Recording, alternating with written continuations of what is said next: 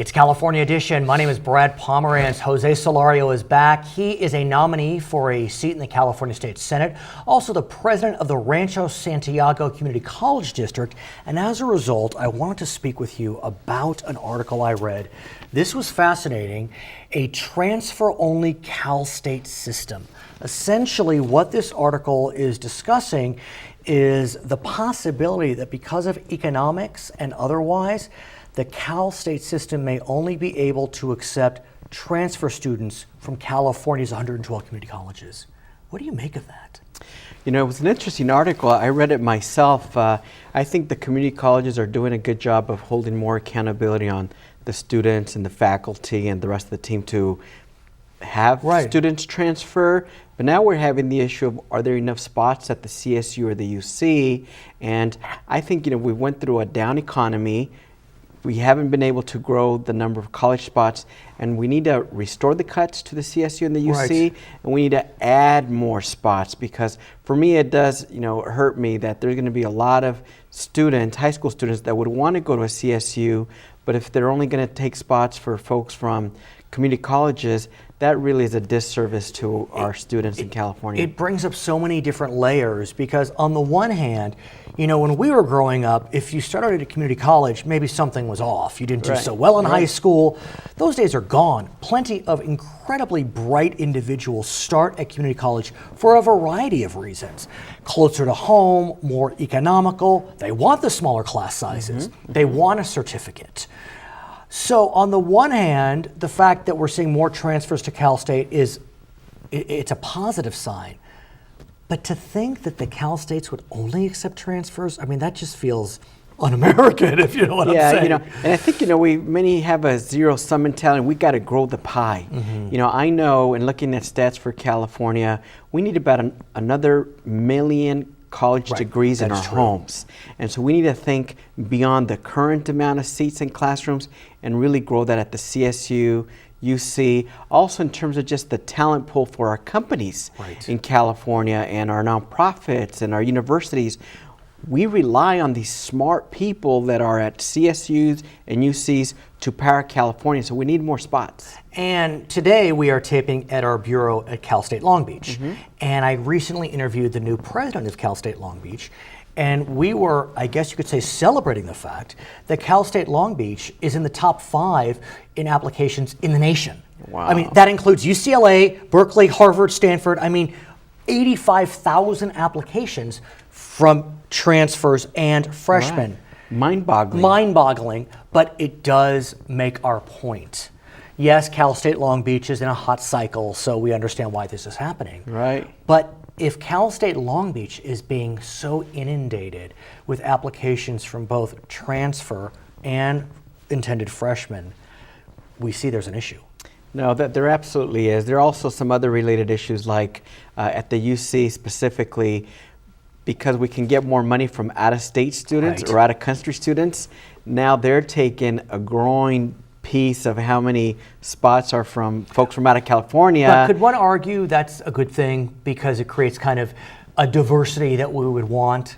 It creates a diversity, but again, when they're taking the spot for another Californian, again, we got to grow the pie so that there's more opportunities for everybody. You know, there's also been a lot of debates about, you know, this one bill, SCA 5, and, you know, should we revisit what type of students and factors we look at in admissions.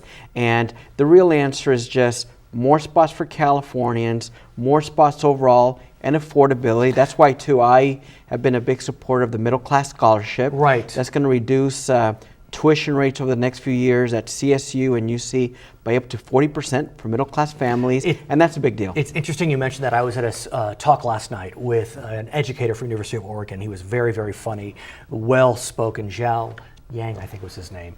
And he was talking about the middle-class squeeze, how the middle class makes too much to qualify for financial aid, but not enough to be able to afford a university education. No, you got it. The other way I look at it, and I talk to people, is, you know, for folks that are poor, they get financial aid. So by and large, they can go with very little problem. If you're well-to-do, you just put another zero on the check and you're fine. It's the people in the middle that get squeezed, and I want to keep working towards not just ensuring a spot for those students, right, but making it more affordable. So I want to talk about spots, because you know that Governor Brown has been very clear that his priority when it comes to education, K-12, it's hard to deny.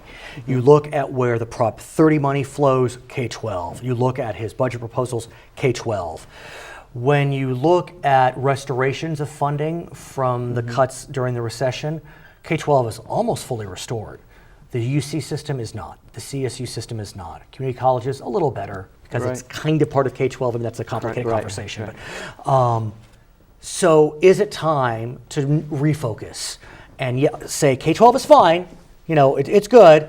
When you get to the state Senate, will you be looking towards refocusing back to higher ed in California? Yeah, no, absolutely. I think, we're starting to have a lot of folks retire that have college degrees, and our businesses, our economy, our organizations need those college graduates. We need more spots, and it can't just be the slow growth. We really need a strong new infusion of dollars to keep colleges affordable, to add more seats, and even like in Santa Ana, a more modest community where, where I come from, we have a goal there at community college, a diploma in every home. Right. And that is a good thing that all communities should aspire to, and so that means we need more spots, and But what's frustrating is, if you look at Santa Ana, 15 miles away is Cal State Fullerton. If you go another way, 15 miles, Cal State Long Beach. Another 15 miles, UCI. There are plenty of outstanding institutions, but the question is spots, availability, qualifications. And affordability. Affordability, of course. I mean, it hurts me that, so many students leave with a big debt, yet are struggling to find a job. But even then, for a student looking at, do you get a little bit of debt or degrade your aspirations? I always encourage, get the loan. And even for the family, I say, why is it okay for you to get a loan for a big Mack truck, some big vehicle, but yet when that student needs an extra $500 for school books, you kind of wince and you worry. I want to talk about your state Senate district.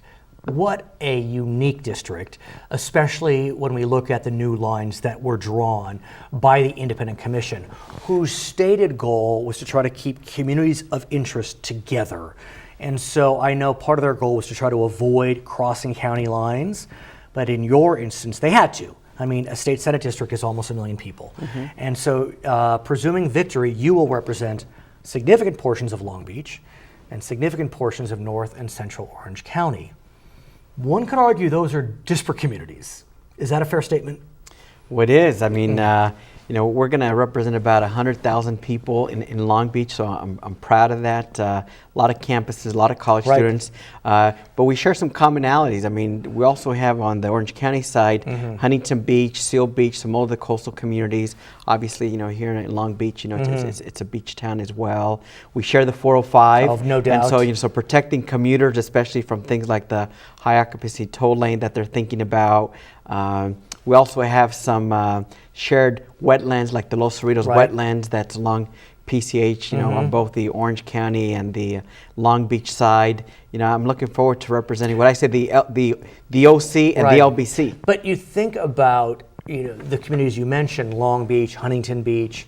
Those are the more blue parts of the district. Then you go a little farther down, you got Anaheim, you got Westminster. Those are the more red parts of the district. I mean, not many districts are as purple as yours. Right. And so how do you kind of meet the needs of your purple residents? No, you're right. I mean, it's 2 counties also inland, coastal. Exactly. It's, you got big pockets of, Vietnamese Americans, Latino Americans, Anglo Americans, young people, old people, got, Leisure World. We got a mix of everybody, but that's what makes it exciting. No doubt. And at least geographically, because of our density, I can get from one end to another in about half an hour. That's true. So, That's a good that thing. part is good. Okay, but I'm looking forward to it. His name is Jose Solorio. He is a nominee for the California State Senate. My name is Brad Pomerance. This is California Edition.